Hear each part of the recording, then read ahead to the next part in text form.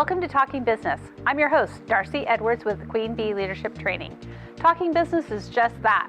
We are talking business with business leaders, leaders in the community, and those who change their communities with entrepreneurship. This podcast is presented by Xpose Hope as a thank you to the business community. Catch us on all the platforms. Find us, follow us, and review us. This is Talking Business, and I'm Darcey Edwards, and today we have Jelana Canfield with Jelana's Bake Shop. Hello. Where can we find you? You order online at jelanasbakeshop.com. Most of our items can be made the same day, and you can find us on Instagram, Jelana's Bake Shop, and Facebook, Jelana's Bake Shop, LinkedIn, and Twitter.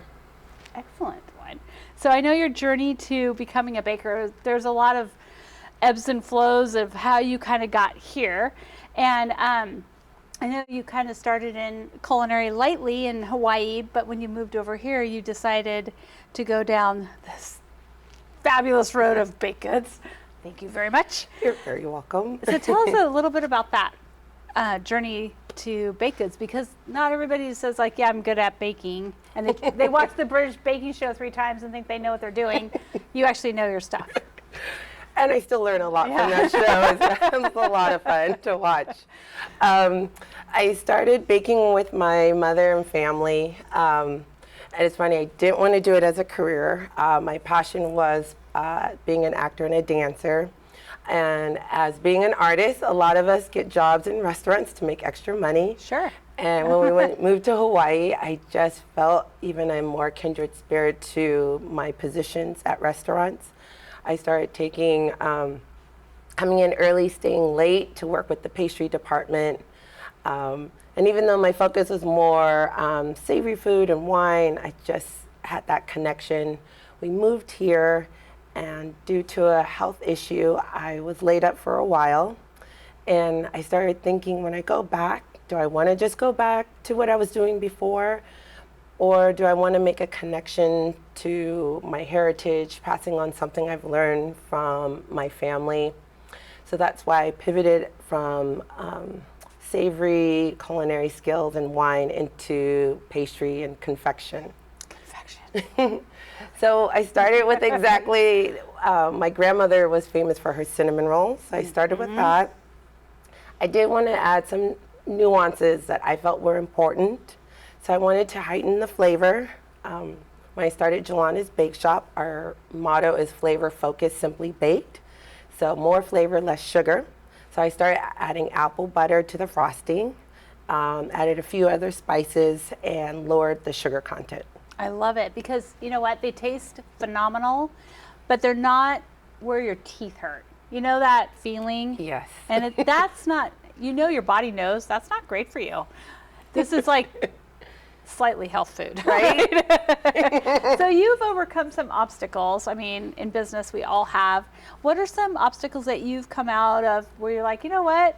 I went through that, but it made me better, stronger. You know, it was actually kind of a blessing in disguise.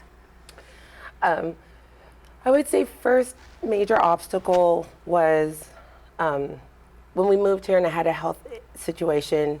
I ended up needing a hip replacement. So I was like, well, I can't really stand and do management, and being a wine director, there's a lot of standing involved. And I thought, even though baking is a lot of work, people were like, wait, that doesn't help. Right, that's what I was thinking. As an owner, I knew I could train a really strong baking team, and then I could focus on recipe development, which is also a big passion part of the baking experience for me. And so I started lightly, but then COVID hit, and I always say that was one of our biggest obstacles. Right. I got laid off from my main job, and literally within a week, I had to take baking from being kind of a second hobby, passion, into full on, we need to provide for our family. Right. So I just zoned in really hard in what I did well. So I also looked into what the demand was. Right, There wasn't a lot of cinnamon rolls per se. There's some places that do it, and of course there's Cinnabon that focuses on it, but I wanted something that was very unique. And then cakes are still the #1 selling confection in the United States. So I thought, okay, I know everyone needs a good cake. And then cookies are always fun. And from a business perspective, cookies have the lowest expense, and you can get a good profit from it. So it's a good way to start out. If you don't sell all your cookies, it's not as much of a loss when it comes to your prime costs, your labor and ingredients. So I started with those 3. A big thing I recommend to people starting off when they're dealing with an obstacle, start with only a few items, even if it's just one really great item. Yes. And just perfect that. Focus. Focus on that. And that was difficult. Second major obstacle I had to deal with when I did start, my menu was too big for just me. And I had to take away what I was like, oh, that's good and that's good. Those are my favorites. I had to think from a business perspective and see what sells, what ingredients could cross over into various items to keep my overhead low. Right. So and once I kind of honed in on the menu, things started taking off. That's excellent. That's awesome, awesome, awesome advice of the focusing and narrowing, which, because you think, I mean, we're in America, so we like things big and like a million options. And people ADD like me, I can't make a decision because you gave me 55 million. So it's really, really hard. But I love that you were like, you know what? I started smaller to get bigger. Yes. Love it. And you do all, so if you're a gluten-free, dairy-free, and you notice the demand, there is a demand for that. What part of your business is mostly the special dietary needs and just regular good old-fashioned hardcore? I call it the hardcore stuff. I started dietary variations. I started noticing, I would speak to people and they're like, oh, I go into Beaverton or to Portland for my vegan products and gluten-free products. However, there is other really good gluten-free bakers here. Yeah. But I thought, what's nice, I wanted a place where someone could go and get their traditional chocolate chip cookies, but their daughter's gluten-free cupcakes and maybe their wife's vegan cinnamon rolls all in one place. Yeah.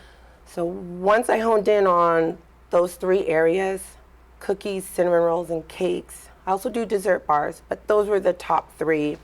I did different dietary options in those areas. So we do vegan, we do monk fruit for non-glycemic option, gluten-free, and traditional. Some items we do cross over. So for cookies, we'll do a monk fruit vegan, a monk fruit gluten-free, and then cupcakes and cinnamon rolls, I keep to the big 3, traditional, vegan, and gluten-free. If you happen to be both, we will make exceptions and totally do a cake that's gluten-free and vegan for you. Excellent. I wanted to pivot to some books that you've read. What has been an inspirational book or a book that you've read that you were like, oh my gosh, that turned a light on or changed my life? Do you have any books that you love? Jessica Harris, I believe it's actually Dr. Harris. I believe she has a PhD. I think she does. Yeah, right? Dr. Harris. She's a culinary historian specializing in African American history and our influence on the American culinary experience, and how so many of our dishes in our country were either created or enhanced by the African slave ships that were brought over. And we brought over spices and techniques that weren't found in Europe, so they weren't brought over from the colonists and the slave owners. So what I tried to do was make that connection with our own family. I looked into our own history and realized that my great-great-grandmother was born in slavery, and her mother actually worked in kitchens a lot. So this is something that made it even more passionate because I wanted to bring this to fruition. knowing that even my own grandmother probably could never fathom any of her children's children owning a business, let alone my four mothers who had to do this in a very torturous situation. Right. So I'm bringing the skill that I feel like that's been handed down and has given a power to what we've contributed to the American culinary experience. I love that. And Dr. Harris's book is incredible. The book that changed me is called Our Table, but she has numerous books. Yes. And she's in the documentary High on the Hog that's on Netflix now. Highly recommend everyone to see it. It's a fabulous documentary. I've watched it. I loved it. It was so educational and good, and it had the history that we don't get, right? We don't get a culinary history in school. They don't tell us like how things got here or why or how. And I have to say my favorite item of yours is your cinnamon roll. Oh, I might cry. Because it reminds me of my grandma. And she would make them with me. So, sorry. Cut. Thank you. You're welcome. You're welcome. It's a real show, okay? And that's bowl, why I love it. I'm like, I love your cinnamon rolls because they remind me of my grandma's. And so thank you. I appreciate that. You're welcome. It is very passionate for me too, because my mom was more pies with her. My grandmother was cinnamon rolls, and my great-grandmother taught my mom pies, and I kind of brought in the cookies, and my great-aunt did the cakes, and it's just this connection. So I always remind people, don't dismiss, even if you don't think you want to explore it, whatever your family is good at, carry it. Because even if you don't do it as a profession, you're carrying a part of your lineage, your heritage. And we don't want those things to die out, especially in a very technological age where everything's automated. And we got to carry those experiences. And keep those recipes in the family and send them down to future generations so that they can come and make those for their kids. Right. Oh my gosh, this was a fabulous. Thank you so much for coming. I'm sorry I made you cry. No, I think it makes me feel so honored that it makes that connection for you, just for everyone. My mom moved to Hillsboro. I was born and raised in California. I was like, why are you moving there? And she was born and raised in the Northwest, and she missed it. And once we were all on our own, she was like, I want to go back. And I am so grateful because Hillsboro has been such a strong community.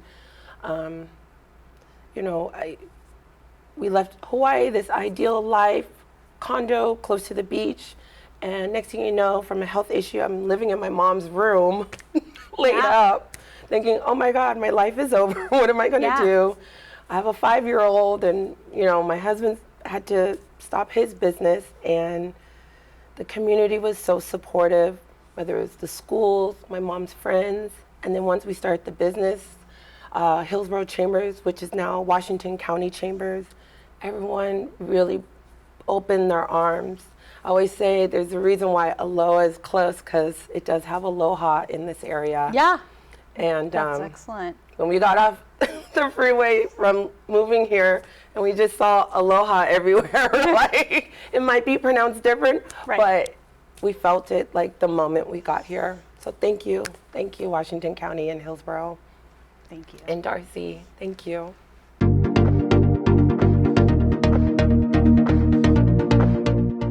Hi, I'm Betty Campbell, and here's your Xpose Hope moment for today. Let me tell you the story of a woman named Lyris. Lyris was one of our teammates, but she also had come out of the life. She came to us very confused as to where she fit in society, and we were able to walk alongside her, and she in turn walked alongside other ladies. So, if you're looking to help others, donate to our cause. XposeHope.com/donate. Thank you. Thank you for listening to Talking Business, brought to you by Xpose Hope.